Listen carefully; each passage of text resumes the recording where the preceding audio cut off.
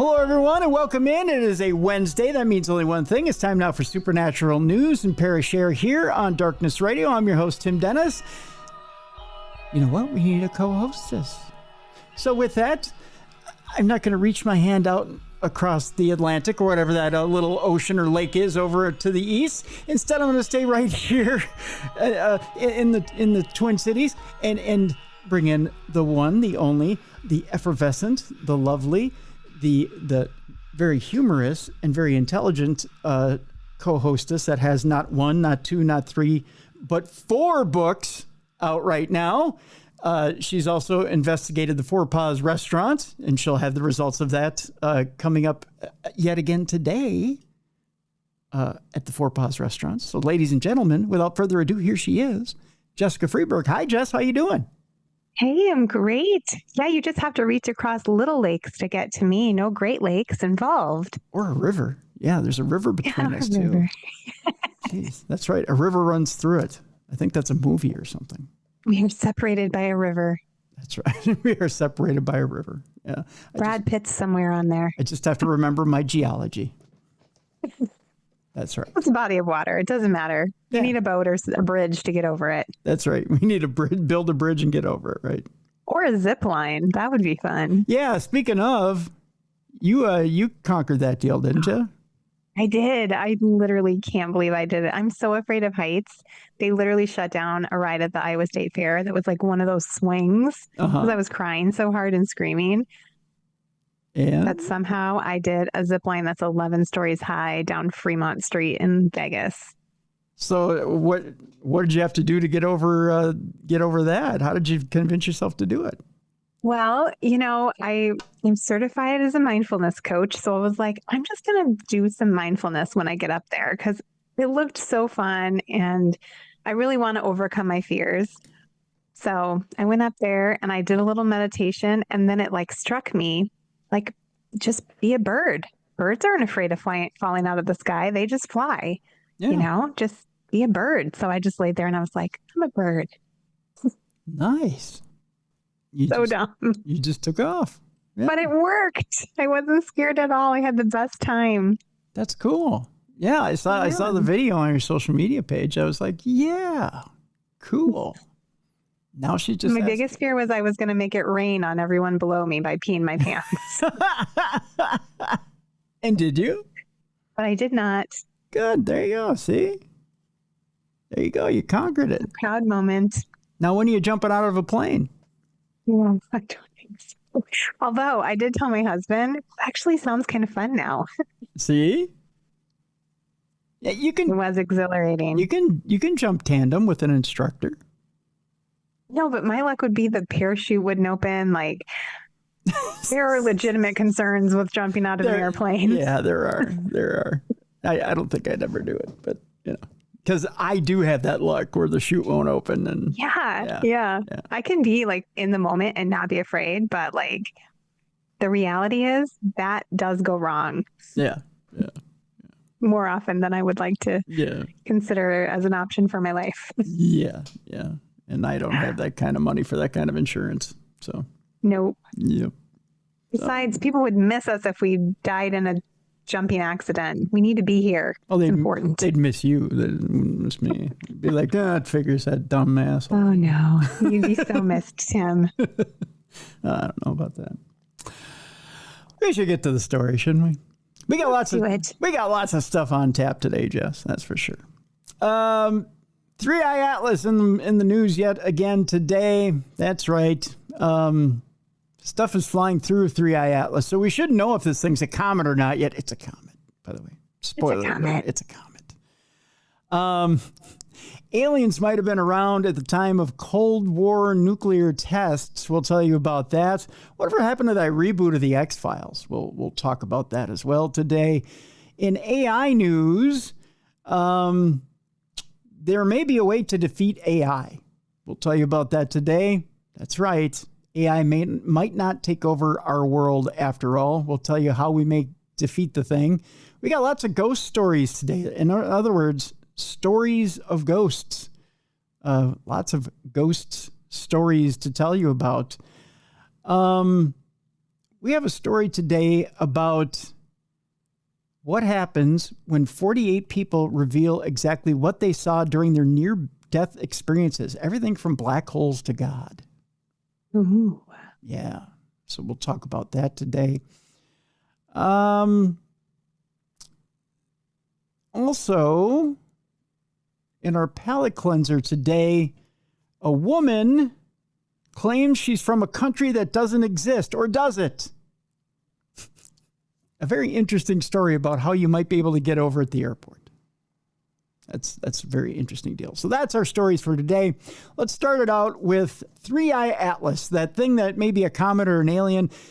If you're Avi Loeb, you think it's an alien. Everybody else thinks it's a comet. But I want it to be an alien, but I think it's a comet. You want it to be an alien, really?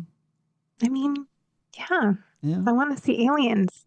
I want it to be a nice, friendly alien, obviously. Not the kind that, want to destroy our world. We all do, but if this thing's hurtling from outer space and coming at us at thousands of miles an hour, it's not coming for a friendly chat. That's true. I'm going to reconsider my stance on this, Tim. I think I want it to be not an alien.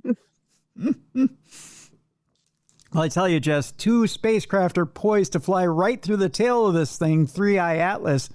As luck would have it, 2 existing space probes happen to be perfectly positioned to investigate the object's tail. By now, 3i Atlas needs little introduction.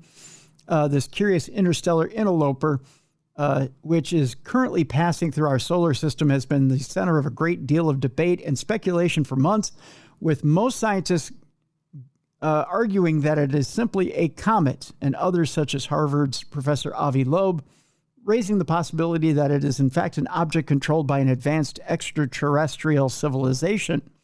While efforts have been made recently to gather as much data about this intriguing visitor as possible, the best photographs we have are rather indistinct, making it difficult to get a clear image of 3i Atlas and clear up the debate over its nature and origin once and for all.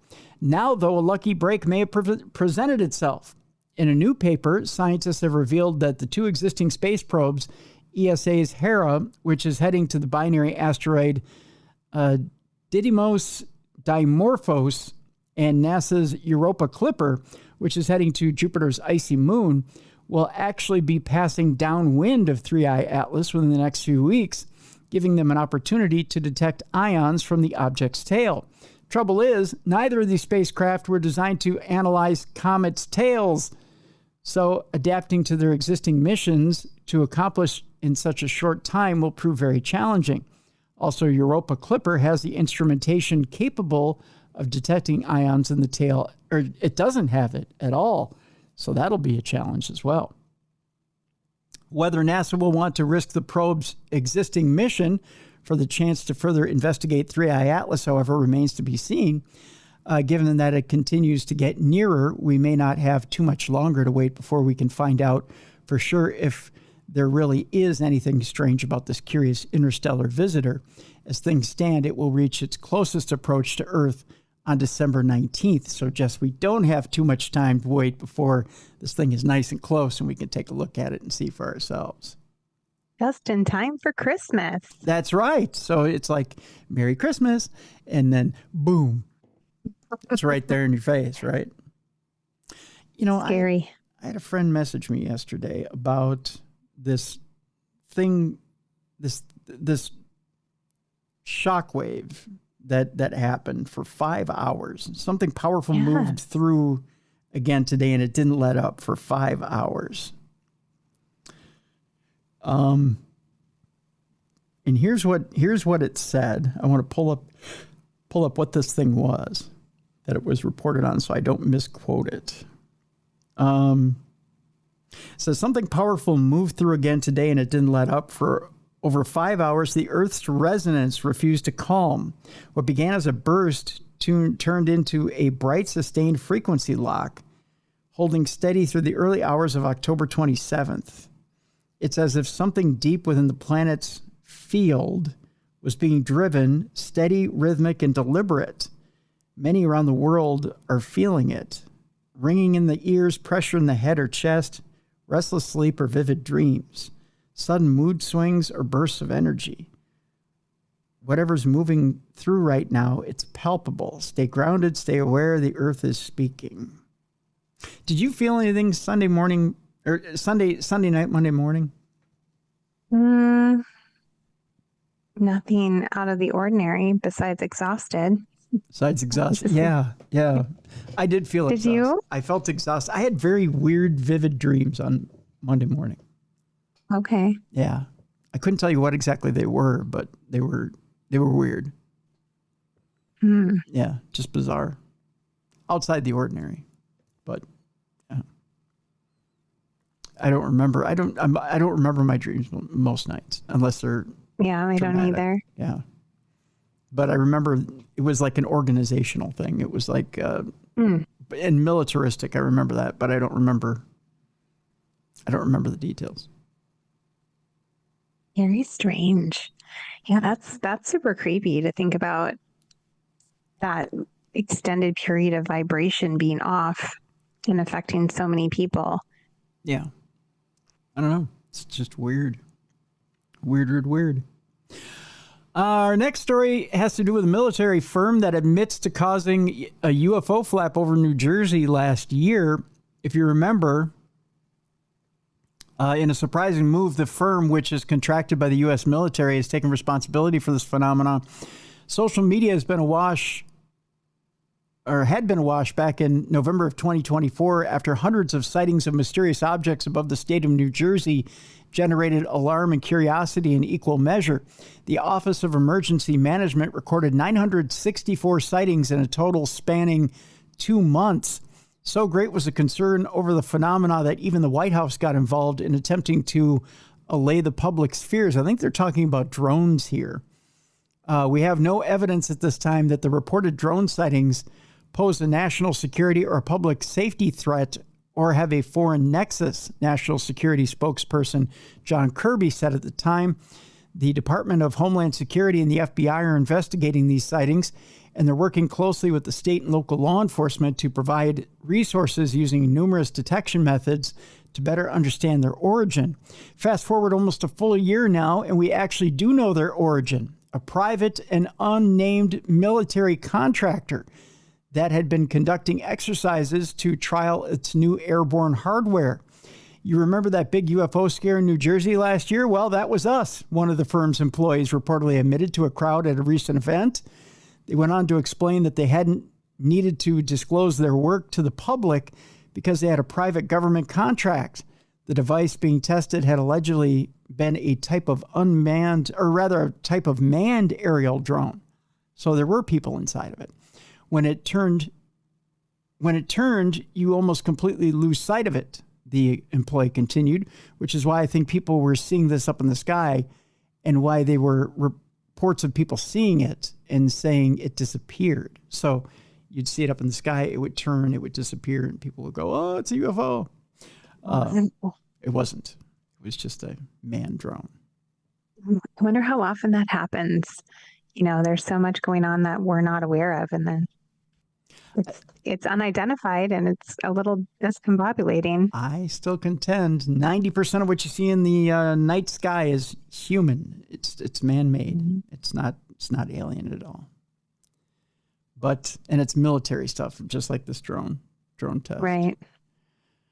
All right. Our next story has to do with a study that suggests that aliens may have been observing Cold War nuclear tests.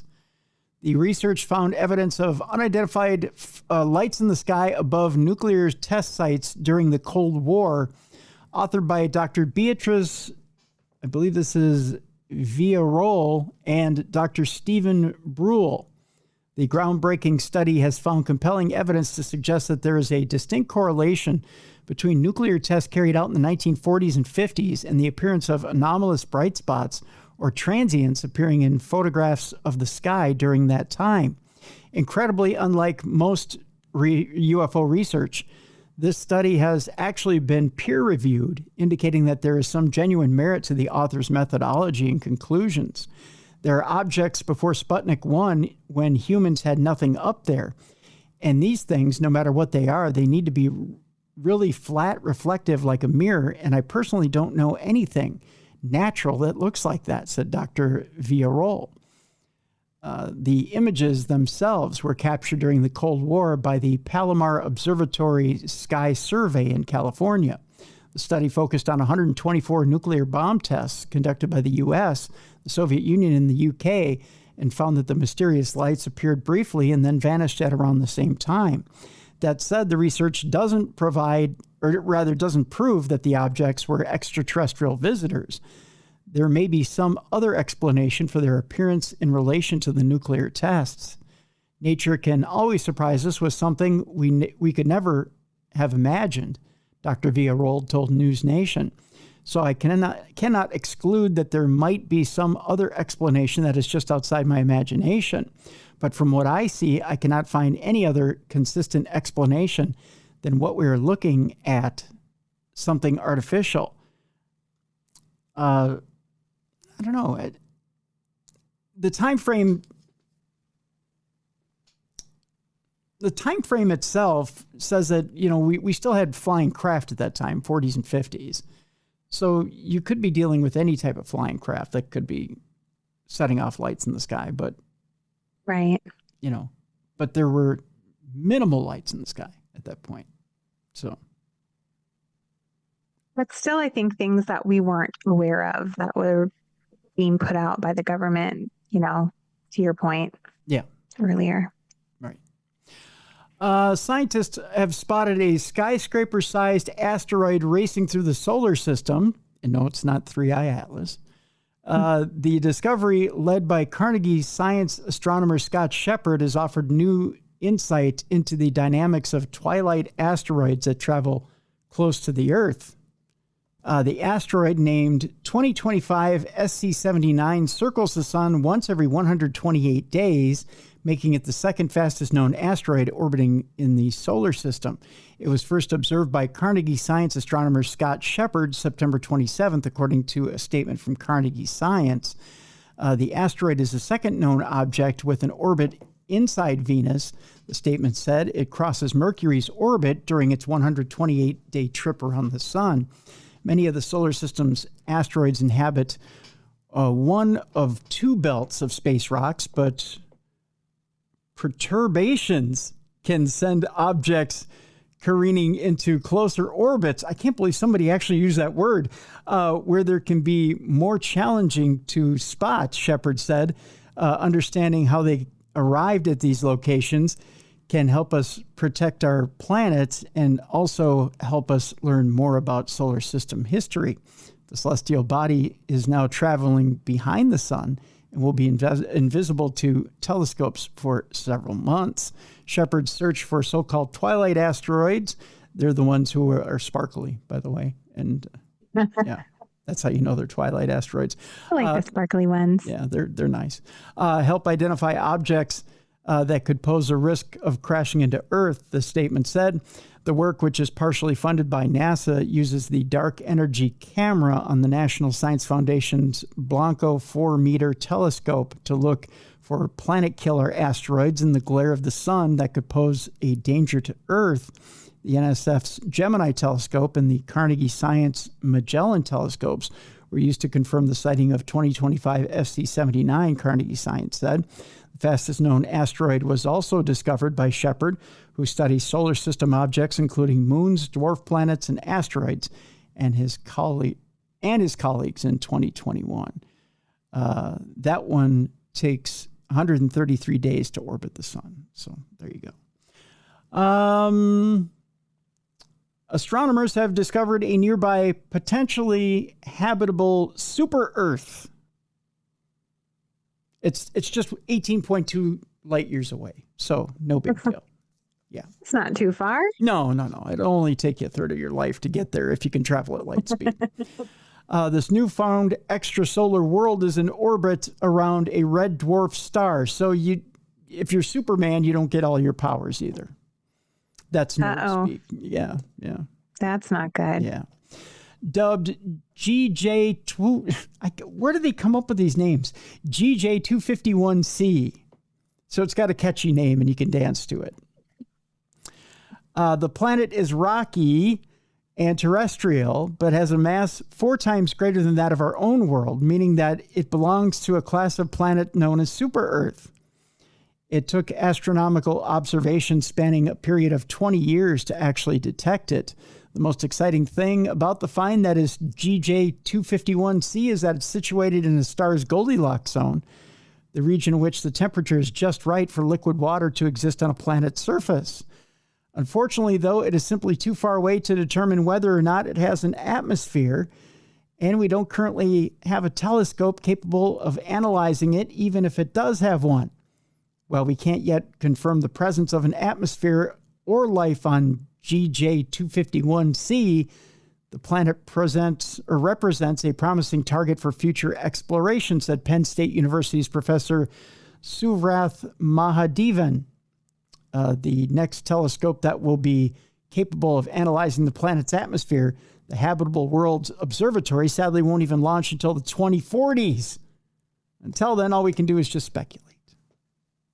It sounds like you and I won't be able to live there. We're going to be too old. Yeah, it's going to take 18.2 light years to get there. So in regular years, it's probably, 100 years away? Yeah, by the time they figure it out, you and I are going to be underground. Underground what? Partying? I'm going to say 6 feet under, but then I thought, well, I think I'm getting cremated, so.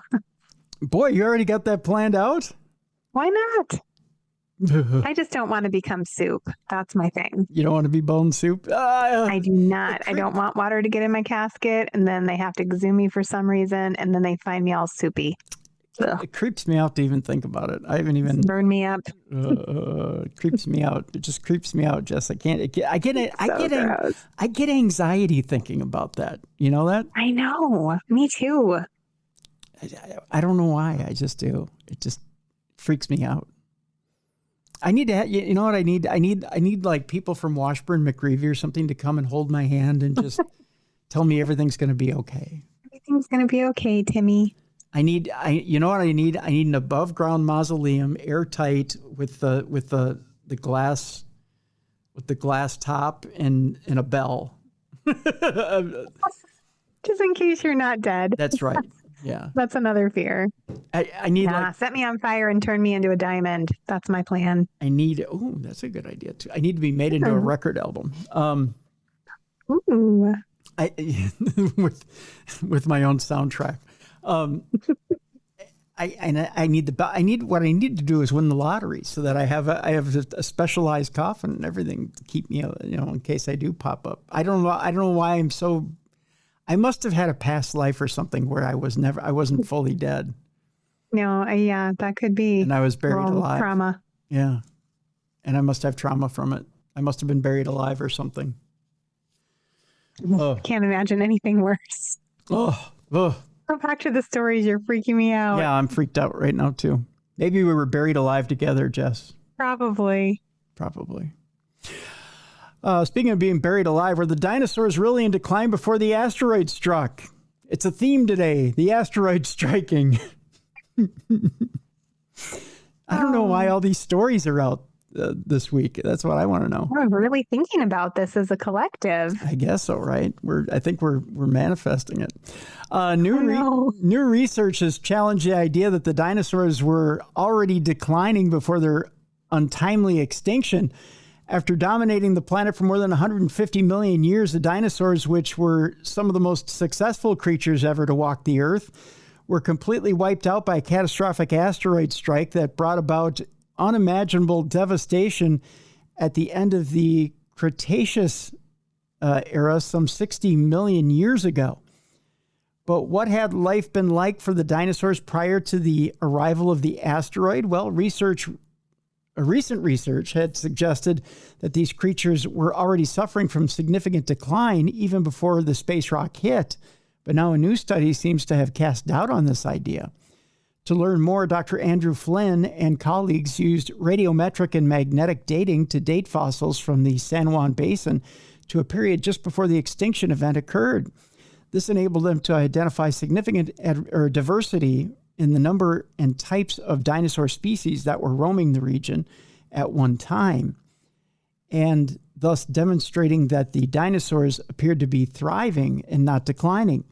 In the north, there were lots of horned triceratops and standard duck-billed dinosaurs like Edmontosaurus. I didn't even know that was a dinosaur, said study co-author Professor Steve Brusate of the University of Edinburgh.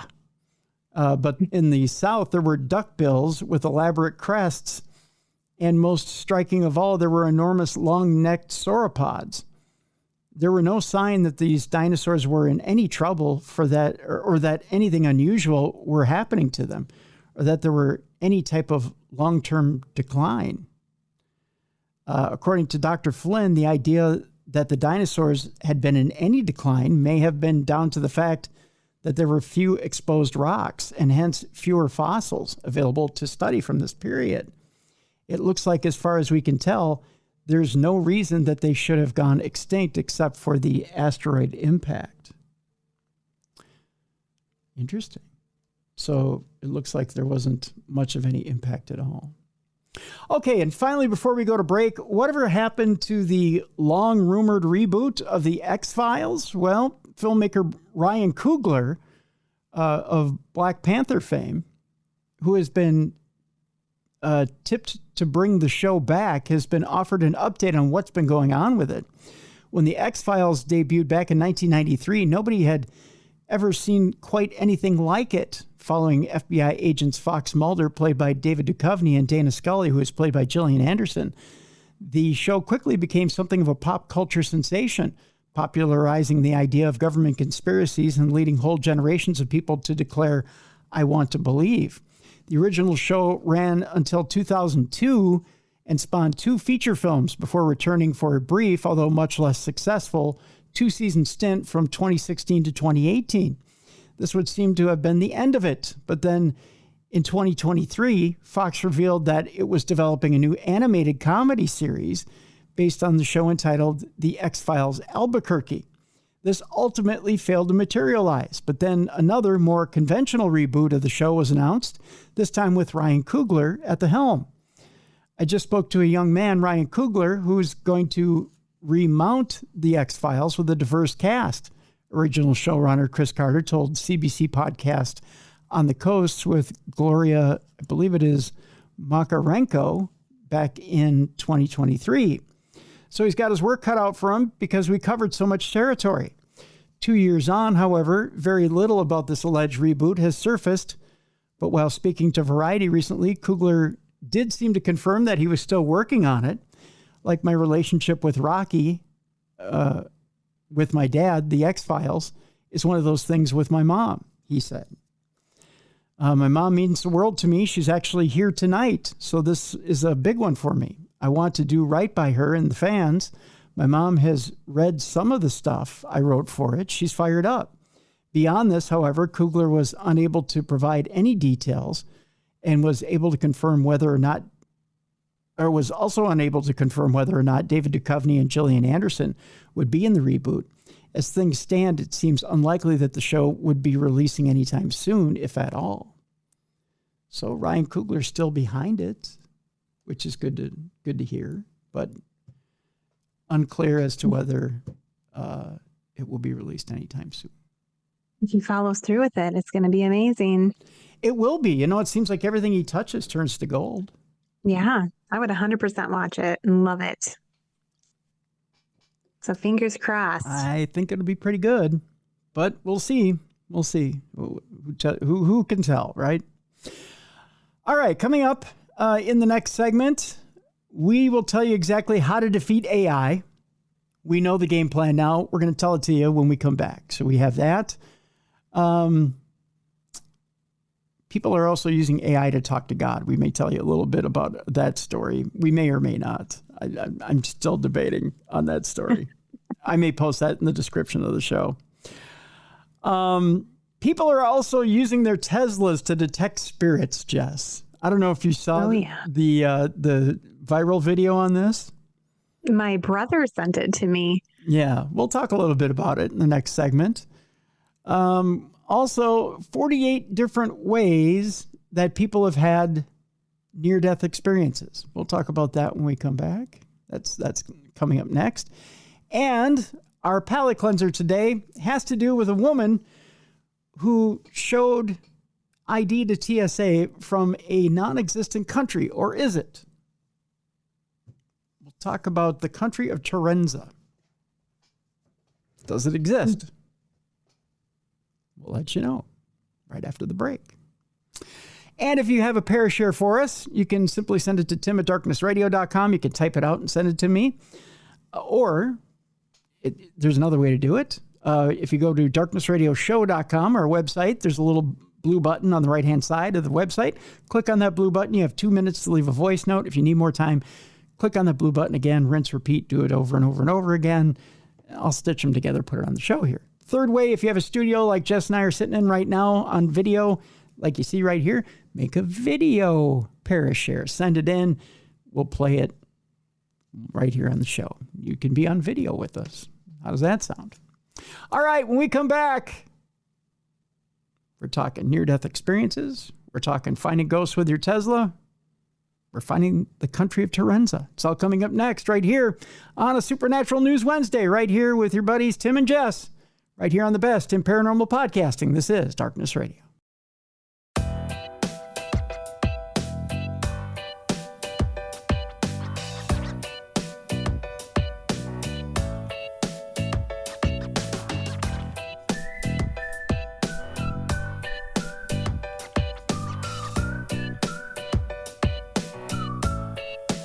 Welcome back to the best in paranormal podcasting. This is Darkness Radio on a Wednesday, Supernatural News.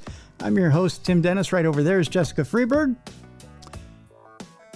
Jess, let's just rip the Band-Aid off if you're ready. It's time now for us to check in with AI news. Normally I say something clever and witty about being happy. I'm not going to do it today. Let's just go. Let's just go. Let's just get it done, shall we? Let's see what's waiting for us on the other side here. We'll start it off today in our AI news segment by talking about, Beer City Bruiser has this theory that AI is not only evil, but it's also racist. I think he's right. Yeah. Our first story has to do with a student who was handcuffed after an AI system mistook a bag of Doritos for a weapon. What? I mean, they're terrible for you, so they're kind of a weapon. They're slowly killing you. They're slowly killing you, yeah. The MSG is no good for you. An artificial intelligence detector led police to believe a person was armed with a weapon at a Baltimore County, Maryland school when it turned out that they just had a bag of chips. Taki Allen was sitting with friends Monday night outside Kenwood High School, eating a bag of chips after football practice. About 20 minutes later, police officers showed up with guns walking towards Allen. It was like 8 cop cars that came pulling up for us. At first, I didn't know where they were going until they started walking toward me with guns, talking about, get on the ground. And I was like, what? Allen told sister station WBAL 11 News. Allen said police told him an AI detector thought his bag of chips, which he crumpled and placed in his pocket when he was finished with it, was a weapon. It made me get on my knees, put my hands behind my back, and cuff me.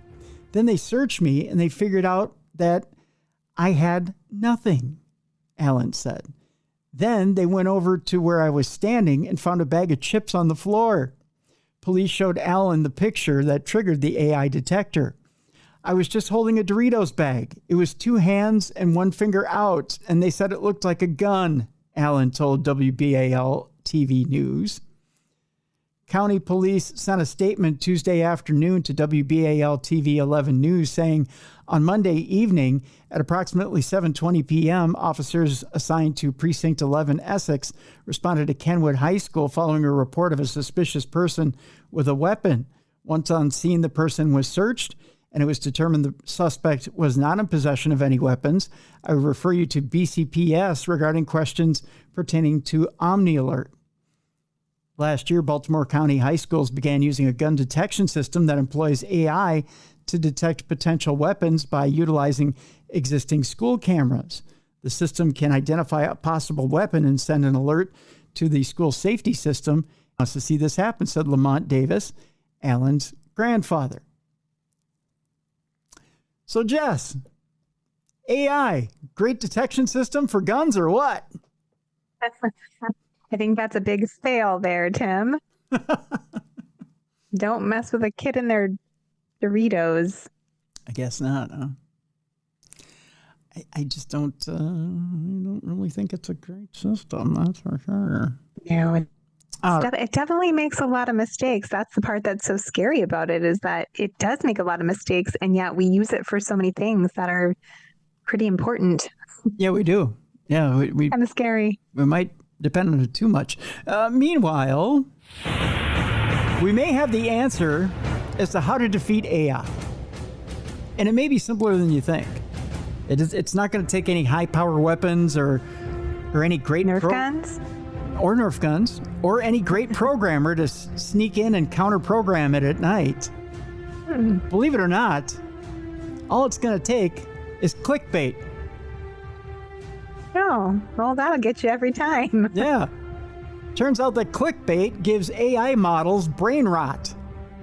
Oh. We're going to brain rot it to death. Sort of like the rest of us. That's right. If you think scrolling the internet all day is making you dumber, just imagine what it's going to do to large language models that consume a near endless stream of absolute trash crawled from the web in the name of training. A research team recently proposed and tested a theory called LLM brain rot hypothesis, which posited that the more junk data is fed to an AI model, the worse its outputs would become. Turns out that it's a pretty solid theory, as a preprint paper published by ARXIV or AR1014 by the team shows brain rot impacts LLMs and results in non-trivial cognitive declines. To see how LLMs perform on a steady diet of internet sewage, researchers from Texas A&M University, University of Texas at Austin, and Purdue University identified two types of junk data. Short social media posts that have lots of engagement, including likes and reposts, and longer content with clickbait headlines, sensationalized presentation, and a superficial level of actual information. Basically, the same type of content that is also rotting out our own brains. With that in mind, the researchers scraped together a sample of 1 million posts on X and then trained 4 different LLMs on varying mixtures of control data and junk data to see how it would affect performance. Sounds like a big waste of time, doesn't it? Someone's getting paid for this. That's right. Someone did get paid for it. They then fed this to the LLMs, and voila, it managed to slow it down to nothing. Mm-hmm. There you go. So they saw what it was doing to our brains and decided to use it against AI. That's right. I like it.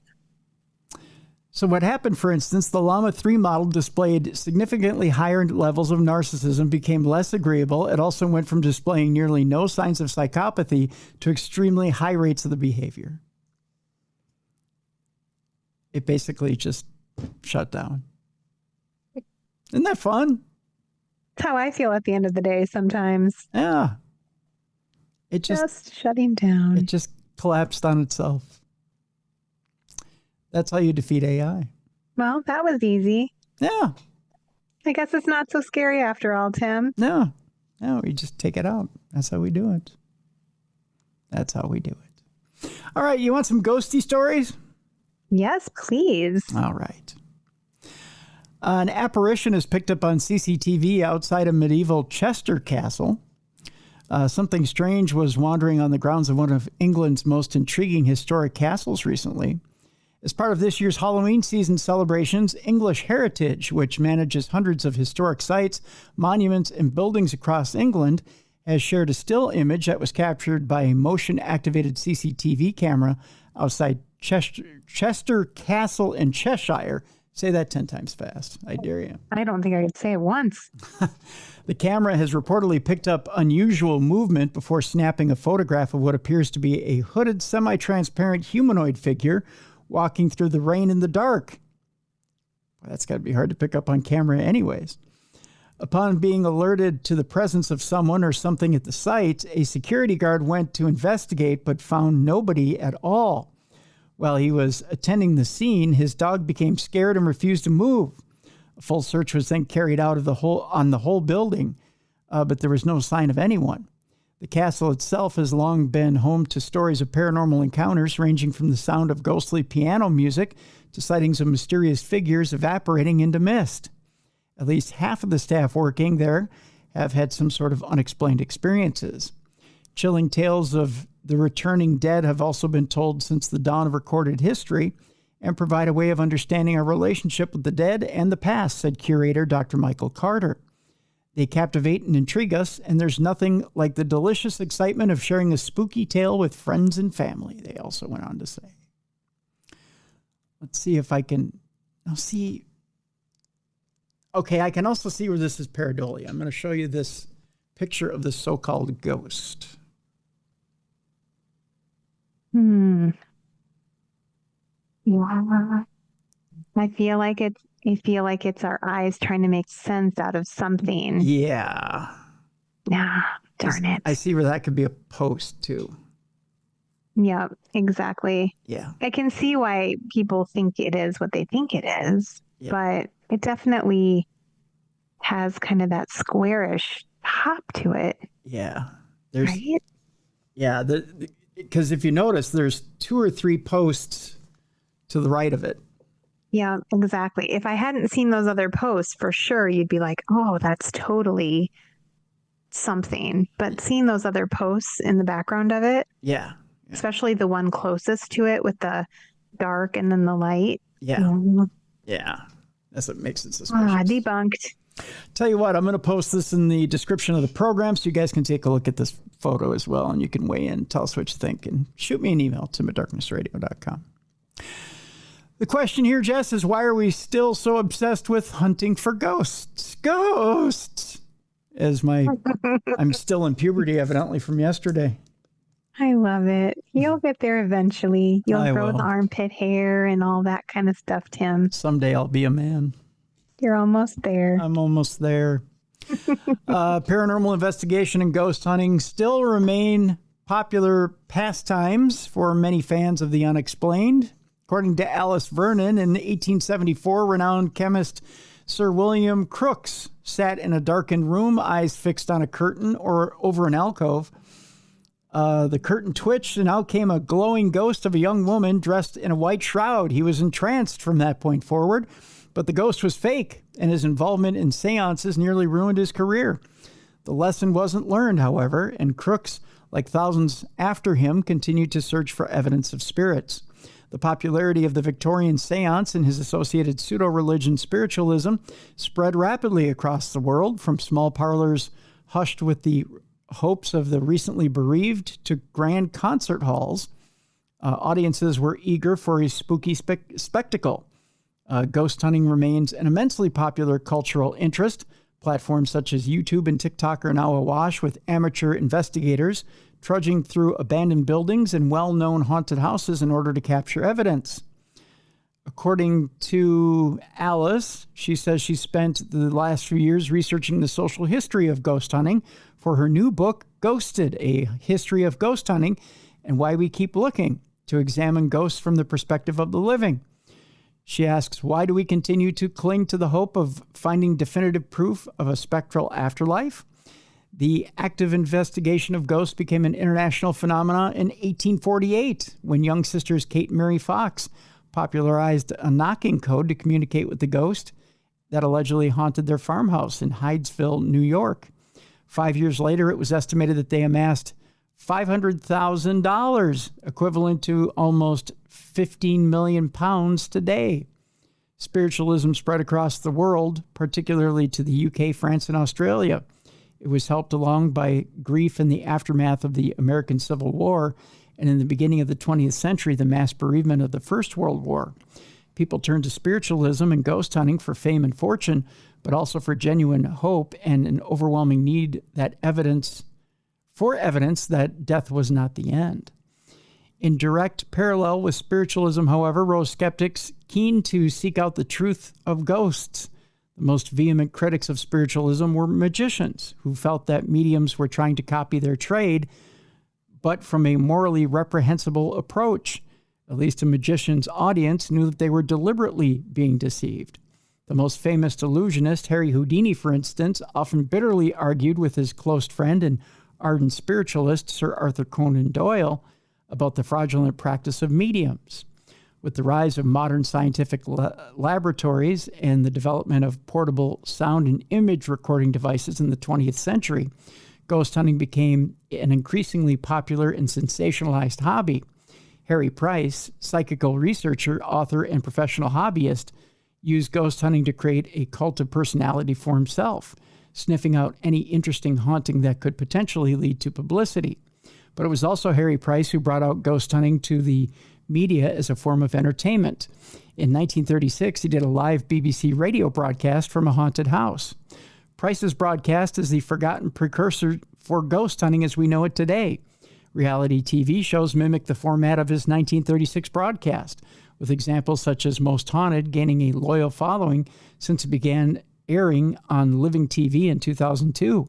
While no longer produced for television, the Most Haunted crew continued to film and post new episodes on their YouTube channel. It's also a clear influence for international copies such as Ukraine's Bitva Extrasensova, and New Zealand's Ghost Hunt. Social media, too, has changed the way we ghost hunt. It has allowed for amateur groups and investigators to gain an immense audience across various platforms. There's a little bit more here. It says, all in a bid to gain the most scientific evidence and therefore popularity and respect among their peers. It seems the more scientific we claim to be in our search for ghosts, the more we allow pseudoscientific theories to encroach on the hunt. Yet we never give up, and that's what's fascinated this author, why she undertook her research. She wanted to know why, after centuries, we no longer are closer, or we are no closer to achieving conclusive evidence for the paranormal, but ghost hunting is more popular than ever before. She says she even went on a couple of ghost hunts herself to try and find out this conundrum. The answer, she thinks, is that ghost hunting isn't for scientific discovery at all, but for social connection, revealing more about the living than the dead. She had one of the most fun experiences of her life while on a ghost hunt, despite being a skeptic. She says she's drawn into the search, but also the way that it allowed her to connect with new people and with the history of the haunted building itself. So it sounds like she had some fun, which I think you'd agree, Jess, is kind of the whole point of it, right? I think for me it is. I know people have different motivations, right? Like some people really go into it wanting proof of something beyond the physical here and now. Mm-hmm. I already totally believe in that, so I don't need proof in it. Mm-hmm. Of it. I do it for fun. Yeah. Yeah. I have an article on the history of the haunted house as well that I'm going to post in the description of this podcast, so you can read the history of the haunted house as well. I have a story here about that was sent to me by a listener about Pennhurst. You know, the Conjuring House is up for auction here at the end of the week. It's well known that Jason Hawes has put together a community effort through YouTube to try and obtain the Conjuring House. And they're up to, I believe, as of the time that we're recording this, it's over $175,000 in the GoFundMe effort. Wow. Now, he is matching funds, and maybe even a little more than that. There is a private donor who will come in and pour in $400,000. There's a lot of people from the community who have come forward and thrown their verbal support behind it. Sam and Colby being the latest to throw their verbal support behind it. I believe Waverly Hills has thrown their verbal support behind it. Many others. I got an interesting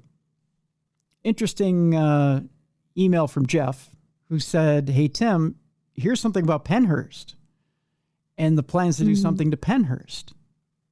I heard about this. Yeah, it's super disappointing. There's a plan to turn the Pennhurst site into a massive data center, which is outraging the neighbors. The pushback comes as both President Donald Trump and Governor Josh Shapiro champion a data center development.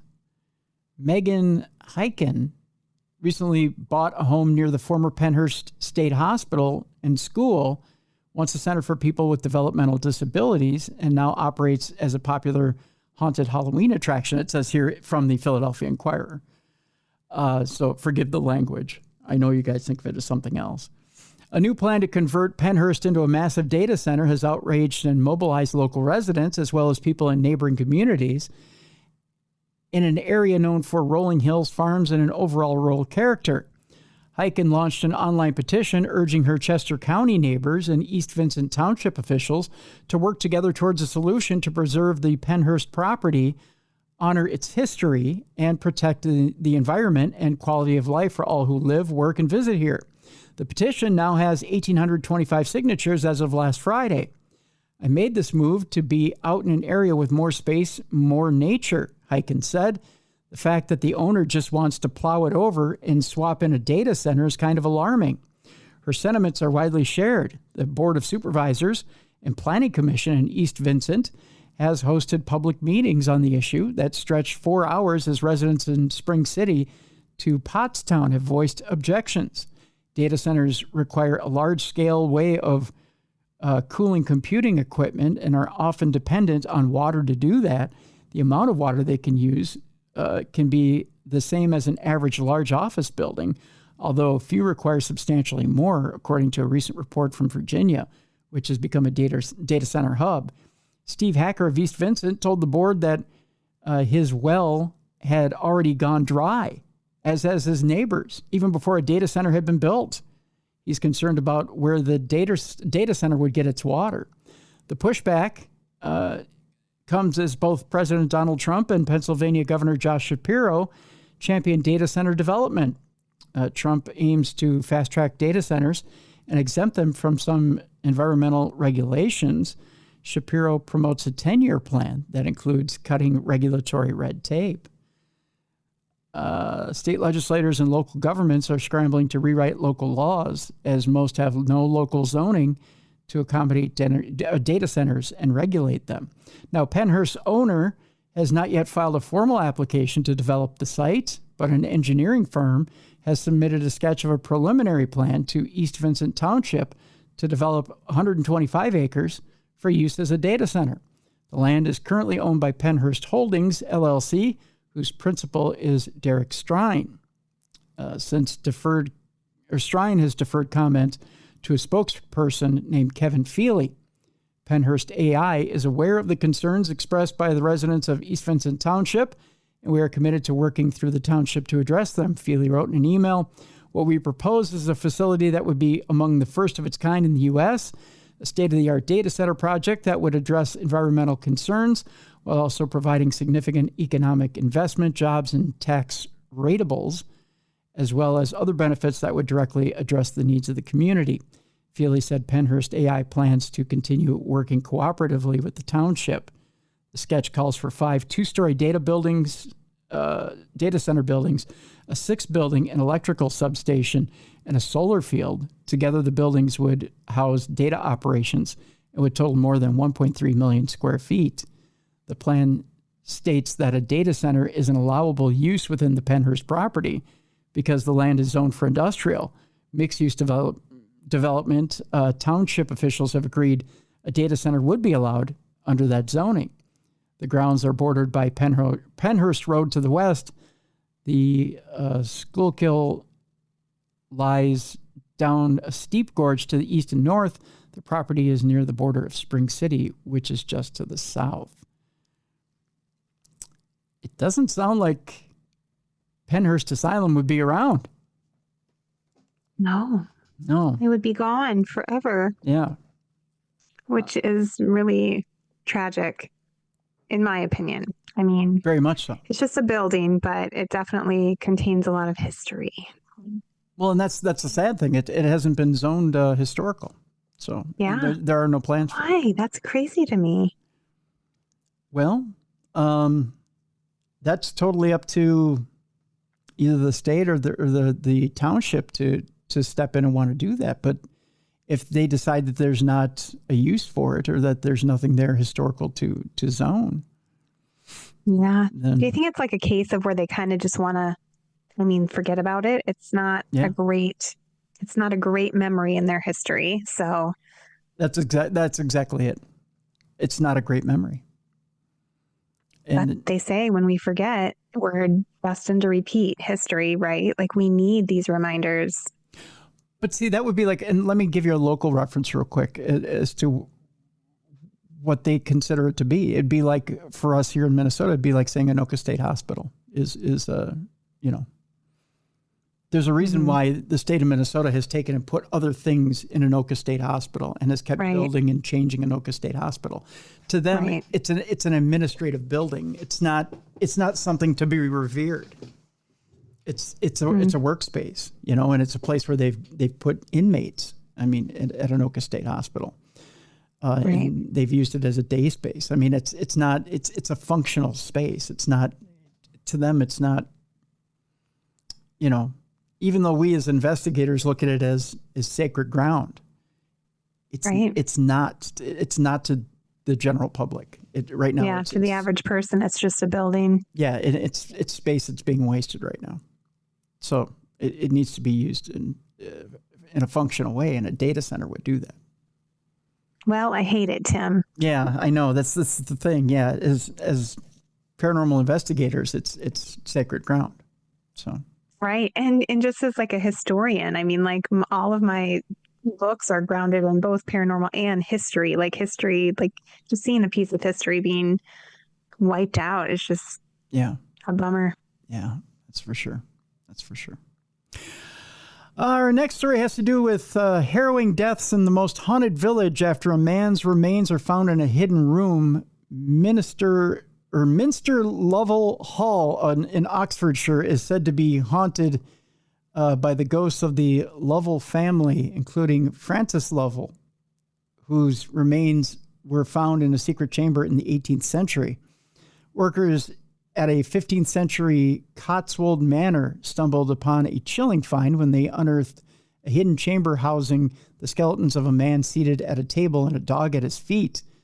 The skeletal remains of Francis Lovell were discovered eerily upright at a table surrounded by books, pens, and paper, as if frozen in time, leaving his cause of death shrouded in mystery.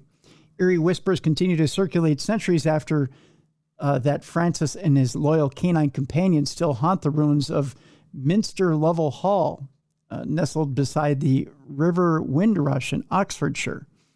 Cotswold.com describes Minster Lovell as the region's most haunted village, largely due to the ghostly apparitions of the Lovell family, who are rumored to frequent the area long after their demise. The hall was erected in the 1430s on one site of an older building by William VII Baron Lovell, a veteran of the renowned Battle of Agincourt.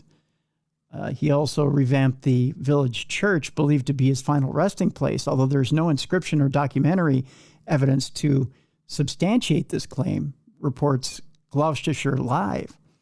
Minster Lovell Hall served as the primary residence of the Lovell family throughout much of the 15th century, even hosting Richard III as a guest of Francis, William's grandson. However, this close association with Richard proved disastrous when the family's estates were seized following the Battle of Bosworth, and the village was handed over to Jasper Tudor, uncle of Henry VII. However, it seems Francis wasn't prepared to give up, and in 1487, he barricaded himself and his dog inside a concealed chamber. The only person aware of his actions was a faithful servant who held the sole key. According to History UK, he remained there until workmen stumbled upon the underground vault in his skeletal remains during reconstruction work in 1708. But Francis wasn't the only fatality at the hall. Cotswold Journeys reports that William's bride vanished during a game of hide and seek on their wedding night, never to be seen again. That didn't go well. No, it didn't go well at all. She found the best hiding place ever. Right. Then years afterwards, a servant discovered the corpse of a young woman dressed in wedding attire, preserved in a lead-lined chest used for storing food. One man who maintains he's had a close encounter with paranormal activity at Minster Lovell is Jonathan, who wrote on Darkling Room that he experienced a strange atmosphere upon entering the hall's dovecote. Jonathan said, upon entering, we were both immediately aware of the strange atmosphere around us. The bright daytime was gone, and an eerie atmosphere was enhanced by the dusky hues within. All was quiet. He also maintained that he captured photographic proof of some sort of entity.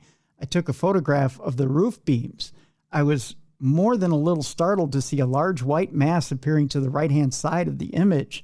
It took a moment to react, and sadly, I panicked most immediately. There was something very peculiar about the image, and my instinct was to leave the confined space and return to the daylight beyond the small door. Sir Thomas Coke, the Earl of Leicester, bought the manor in 1602, with his descendants overseeing the demolition for building materials during the mid-18th century. All right. Our next story is what really happens when you nearly die. 48 people reveal exactly what happened when what they saw during their near-death experiences, from black holes to God. So anything in between, Jess. It's a question that has baffled many of the great human minds throughout history. What happens when we die? Well, now scientists have taken us one step closer to knowing the truth. Researchers have interviewed 48 people who have had near-death experiences and asked them what they saw in their final moments. Their responses revealed a staggering variety of visions. Some participants described seeing heavenly beings, while one even said they experienced a terrifying journey into a black hole. That's not one place I want to end up when I go. I do not want to go in a black hole when I die. No. Others, meanwhile, described grand visions featuring religious figures and profound emotional experiences. For example, one participant told scientists, there were stone stairs on the left in front of me, and Jesus was toward the top, wearing a white robe, while another described how God appeared as a great light in the distance. Yet some people's visions of the afterlife were far more fantastical, featuring bizarre elements that you wouldn't find anywhere in the Bible. NDEs, again, are intense, often life-changing experiences that occur during life-threatening situations such as cardiac arrest or respiratory failure. Estimates suggest that about 4 to 8% of the general public have had an NDE. However, despite being surprisingly common, scientists have struggled to find a way of systematically studying such intense and personal experiences. However, despite being surprisingly common, scientists have struggled to find a way of systematically studying such intense and personal experiences. In a new study currently awaiting peer review, researchers tried to categorize NDEs by interviewing people about the geometry of their experience. Surprisingly, these interview sessions revealed that no two people experienced exactly the same thing as they approached death. Even people who had visions of religious figures like God, Jesus, and the angels saw wildly different things. One participant described how they became light and saw Jesus at my right, bearded, robed, and there to show me the way out. Another told the interviewers, God force entered in from the front of me toward the right, and I had the feeling of wanting to lift my head up, but could not, or felt that I should not lift my head up. In other words, if you lift your head up, you probably end up in heaven. So you probably shouldn't do that. That'd be a bad thing. That's where I want to go. You want to, but it isn't your time yet. You know right, what I mean? True. Meanwhile, another participant gave an incredibly detailed description of an angel that had come to visit them in their final moments. They said that this had been, or they had an exquisite white, or the angel had exquisite white wings, the feathers incredibly detailed and layered into one another, and his face was that of a Greek god, very symmetrical, and with polished hair like you see in Greek statues. Speaking to the Daily Mail, lead author Dr. Franz Lerner of the Beijing Institute of Mathematical Sciences and Applications explained how our cultural background provides the scaffold for the hallucinations caused by NDE. This might explain why one participant reported hearing men reading the Torah rather than seeing Christian iconography. On the other hand, many people's NDEs had no religious content at all and contained many of the classic near-death features, such as bright lights and long tunnels. One participant described being enveloped with an organic tunnel that was completely black but had iridescent qualities. Another recalled, I was in the center of an immense bubble of light. I saw no edge of this bubble. It enveloped me completely. I can say that I was part of it. This light was the most beautiful thing I'd ever seen. In a few haunting accounts, some participants even described encounters with loved ones, including those who had long since passed away. I saw my aunts, Elizabeth and Linny, when they were younger women. I only knew them when they were 60, 70 years old. So one participant had told the scientists. However, some participants' NDEs were even stranger and contained elements which would be more at home in a science fiction film than religious text. For example, one person recalled seeing a black hole, saying a black hole looks black from afar. The light was so bright it was hard to see all the colors. They were still there. One participant had even a more unusual vision, telling researchers that they saw a matrix with many, many grid points, all connecting to each other in multiple dimensions. They added, I felt as if I had entered the matrix. I would be able to travel anywhere in the entire universe simply by thinking about it. Although their visions were wildly diverse, the researchers also found that these experiences play out in 4 distinct types of space. The first, which they call A-shapes, are scenes where the visual field is a narrow one. The researchers believe that these might be caused by reduced blood flow to the brain, which causes the peripheral vision to fail and create tunnel vision. So-called B shapes and C shapes, meanwhile, take place in elliptical or arch-shaped regions and are triggered as half of the visual field is temporarily lost. The final type, known as C shapes or C5 shapes, take place within a full 360-degree ellipsoidal enclosure. Interestingly, the researchers found that people typically progressed from an A shape to a C5 shape experiences as their NDE progressed, suggesting that they share the same physical cause. The researchers say that all NDEs are caused by a breakdown in the coherence between visual and other physical inputs, as they normally sustain our sense of bodily unity. Dr. Lerner explained that the shape of an NDE was caused by the way our visual field changes when the brain starts to shut down. Importantly, she says that doesn't imply that there is a separate soul or that our consciousness is capable of somehow leaving our body. Interesting. Very interesting. Yeah. It's fascinating how it's so different for everyone. It is. Yeah. It's interesting that it's different, but I still think it has to do with belief. I really do. Yeah, I think so too. Our beliefs are really strong. They really inform everything we think in life. Why would it not inform how we perceive the afterlife? Right. Very much so. So this whole Tesla radar thing has been quite the fascination online lately.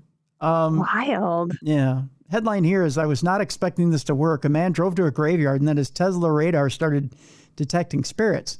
Now, a Tesla driver wanted to determine if the EV's ghost hunting technology was legit. So what he did is he drove to a cemetery. TikTok user Evan Era, or if you want to find him online, it's at Evan Era Magic, posted a viral video that begins with footage of another Tesla owner's grave jaunt.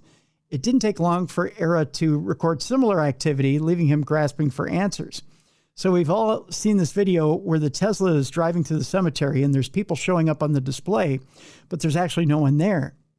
A voice can be heard narrating at the start of the clip. At this point in the video, a record scratch plays and then Era's face can be seen looking incredulously into the video camera lens, or into the camera lens. No way. All right, we got to try this. It's close to Halloween. Let's give this a shot, the TikToker says.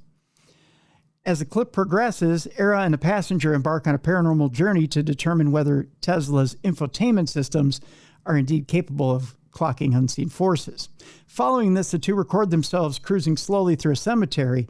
Through the glow of their Tesla headlights, several headstones can be seen. It doesn't take very long for the figures to appear in the infotainment display of their EV. Despite Tesla's software indicating there's a person standing near their vehicle, there isn't anyone physically visible outside. Moreover, the figure begins to disappear and reappear several times next to their car. No way, Evans says to the viewers upon witnessing the bizarre sight. Dude, there's nothing around us right now, he says as they sit in the Tesla and watch the humanoid apparition phase in and out of existence via their car's display. Things take a turn for the creepier when they clock another figure that looks like a walking pedestrian ambling through the cemetery just a few feet in front of their car. Again, the image on the Tesla screen isn't mirrored in real life. This continues to go on in the video, right? So toward the end of the clip, he reiterates how spooked he was to see the figures on his Tesla screen. He says, I'm really creeped out. We should leave now. Era said this before the video comes to a close. Now, as Era mentions in the video, there are several instances of Tesla drivers purportedly seeing ghosts on their environmental visualization screens while driving, particularly when they're in or near cemeteries. The YouTube video shows what looks like a gaggle of invisible ghouls swarming a Tesla. Like Era's clip, despite there being no evidence of physical presence outside the vehicle, its cabin monitors show animations of human figures crowding the exterior of their EV. So, are these ghosts or sensor data? Well, Li Auto shot down any claims of otherworldly capabilities associated with its vehicles. The Chinese car maker attributed the phenomena to the limitations of sensor recognition capabilities on the market and said the figures of invisible pedestrians and bicyclists near a graveyard were not a supernatural event. IFL Science also looked into the Tesla's ADAS software's penchant for spotting ghosts. The outlet hypothesized that the uncanny activity probably has more to do with an ADAS limitation than esoteric capabilities. According to the Scientific Times or Science Times, the image presented on Tesla displays isn't a live feed of the vehicle's surroundings. Instead, the Tesla's camera technology processes the visual data to the best of its abilities and then translates that into an animated rendition on the driver's screen. The Science Times said that these ghosts popping up on Tesla screens in cemeteries is because the EV's ADAS processes footage of these tombstones as human figures. So it's a misimage. Well, that's a bummer. Yeah. So what you're getting may not necessarily be what you think you're getting. So there you go. All right. Palate cleanser time. And then we're out of here. All right. All right. So I was teasing you about a viral clip that shows a woman from a non-existent country called Terenza. Or is it? A clip reportedly shows a woman from with a very peculiar passport. And it's been doing the rounds on social media recently. Earlier this month, rumors began to circulate of a woman who had turned up at John F. Kennedy International Airport in New York with a passport from Terenza, a country that doesn't actually exist, before mysteriously disappearing. A widely shared Facebook post maintained that the passport hadn't otherwise raised any red flags and that the woman had seemed confused about her alleged home country not being recognized. All of her documents, tickets, and personal ID information showed the same country of origin. The story goes that she had told security guards, "Then this isn't my world," before being taken into a secure back room for questioning, alongside all of her luggage and belongings. That is a creepy thing to say. Isn't it? Yes. Yeah. According to the tale, by the next morning, she had completely disappeared, bags and all. What? Yeah. No trace of her was ever found. The story has since been circulated widely online, prompting a great deal of debate and speculation. Now, the trouble is, none of it is actually true. The entire story is completely made up. I was going to say, you're messing with me. There's no way. When AFP conducted a fact check on the case, they discovered that the clip of the woman at the airport was actually taken from a mid-2000s U.S. reality TV show called Airline. The woman shown was just a regular passenger, and there was no mention of Terenza. AFP also found no credible reports from airport or immigration officials confirming that there was an incident and that it had ever actually taken place. It just goes to show how easy it is these days for a hoax to spread online. It's so scary. Isn't it, though? That's the scariest thing about all of this. Like, sometimes I scroll through my Facebook, and because I'm a history nerd, I get these history stories with pictures. And then I look at them and I'm like, that's not the real story of that picture. That's totally made up BS. And everyone's like, this is so amazing. Isn't history the best thing? I'm like, it's not real. There's a lot of fake stuff out there. The AI stuff coming out these days is just amazing. I just hate it so much. I've been getting into these fake Sora videos lately that people have been putting out just the worst Sora stuff lately. I mean, like Mr. Rogers swearing and fighting and stuff like that. Like Bob Ross and Mr. Rogers fighting. I mean, it's like, oh my God. It's horrible, but it's great, right? Yeah. Yeah. But I mean, we're making ourselves stupider. Yeah, we are. We're it's brain rot. It's all brain rot. But at the same time, it's entertaining. But you just, it's getting to the point where you can't trust anything you see online. No, you can't. It's crazy. That's the thing that scares me the most about all of this AI stuff, is that it's making it impossible to know what reality is. Yeah. That's true. Yeah. And the AI fakes are so good now. They're so good. Yeah. We live in a strange world right now, Timmy. Yeah, we do. That we do, Jess. All right. Good thing we're here to bring people the real news. That's right. The real fake news. That's right. Well, speaking of, coming up tomorrow on the big show, Richard Estep is back with us. Yes, he has a brand new book on ghosts, and he'll be with us, and we'll be speaking about that. And that's a real book. I know it is because I read it.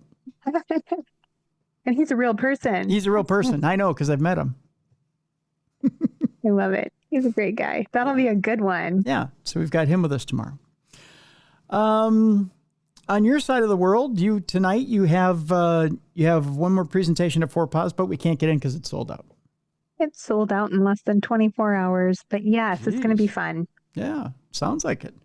But then you got big plans coming. Actually, you've got big stuff coming up at the end of the year.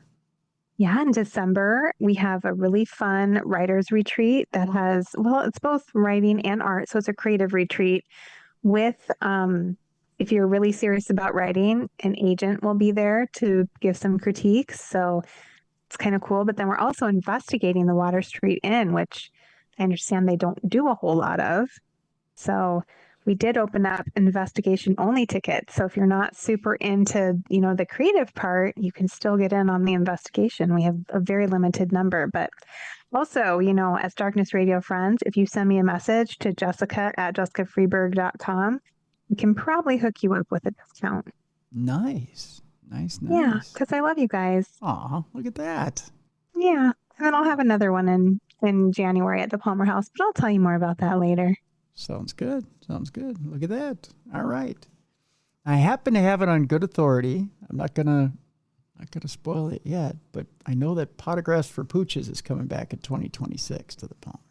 Yay! So we'll have more details on that here shortly. So we'll keep... Ghosts and a good cause. That's right. Ghosts and a good cause. So keep your calendars open in 2026 for that. So there you go. I think that's about it for now. So Richard Estep tomorrow. We got Halloween on Friday. Want to remind you guys to keep your doors open, keep your lights on late so that everybody gets their candy, and be aware when you're out there driving. Yes. Yeah, because you got to watch out for the kiddies. So. And be nice to those teenagers when they come to your door. That's right. Be nice to the teenagers because they could be out doing bad stuff, but they're only getting candy, which we love those teenagers that are coming to our door and getting candy. That's right. So, all right, that'll do it for today. We'll see you tomorrow for Richard Estep right here on the big program. For Jessica Freeburg, I'm Tim Dennis. Thank you so much for continuing to watch and listen to us. And again, hit the like and subscribe buttons on both audio and video. And we'll see you tomorrow for Richard Estep right here on the best in paranormal programming. This is Darkness Radio.